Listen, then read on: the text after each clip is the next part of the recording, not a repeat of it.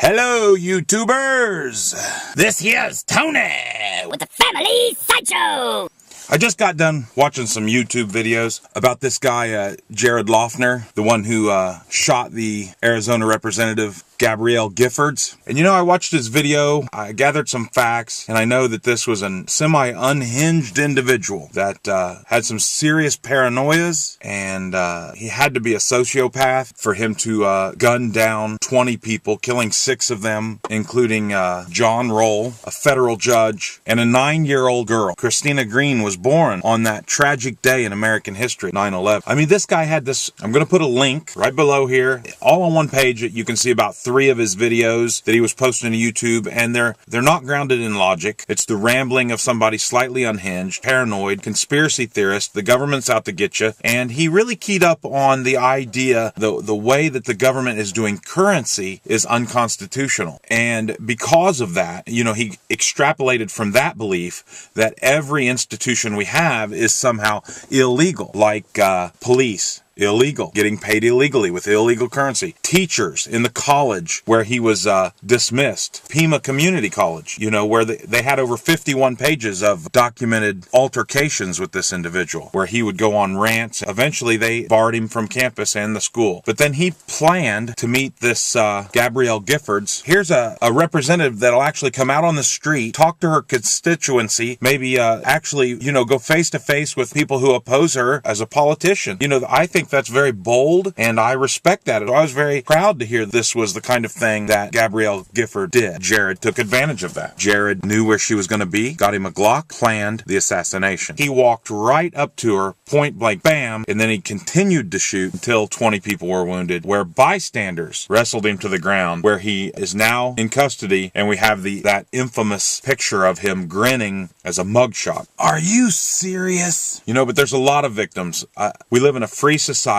I mean, what happened to being accountable for your own actions? I personally have known people that were a little unhinged. They get a little bit of a political edge to them, and they get some strong beliefs. They start believing conspiracy theories, true or not. And God bless Gabrielle Gifford. God bless her recovery. And I know that you join with me as her husband is at her bedside, and we see her making progress, you know, and what her future looks like. What a horrible crime. You know, 20/20 hindsight on a crime like this. Because on this side of that, everybody's pointing fingers. Everybody's blaming the other guy. There are a lot of victims, like the cop 3 hours earlier that pulled him over and then released him. He is carrying a sense of guilt, and I know that he is now victimized because of those events, and he wasn't even there. The teachers that had altercations with Jared throughout his time at community college, they're carrying guilt. The neighbor that took the 9-year-old down to meet the representative and ended up the 9-year-old's dead as a result, and now reintegrating into her neighborhood, you know, with the parents right next door. What a phenomenally difficult situation that's going to be.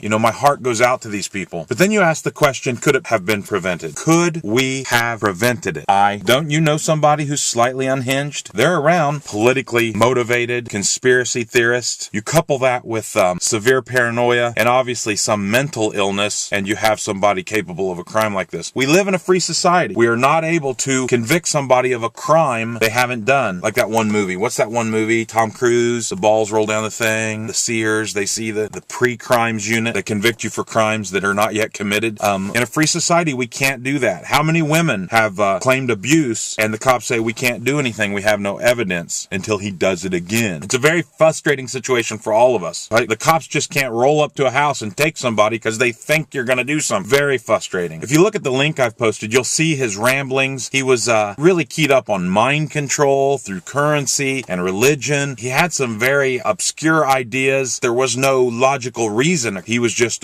stumbling through his thoughts, not coherent thought. That's what probably makes him difficult to deal with on a daily basis. I'm surprised they're not blaming Ozzy Osbourne and some heavy metal music. I'm surprised they're not blaming that he wasn't a gamer. It was violent video games that made him do it. Instead, they're trying to associate talk radio, political discourse. America's a huge country. I don't see 99.9% of our population is violent because of political discourse. course. This crime was the result of a crazy man, of some form of mental illness. And to you people that have Jared in your custody, I would ask only one thing. Can you please release him to general population? Put him on the yard.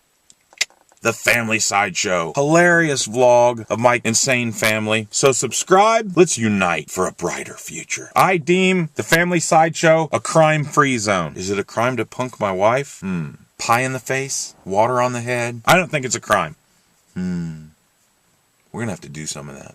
It's time you join with me. All right, give me a hand, guys. I need you to subscribe. Until next time, peace. Knuckle bump. Nuts!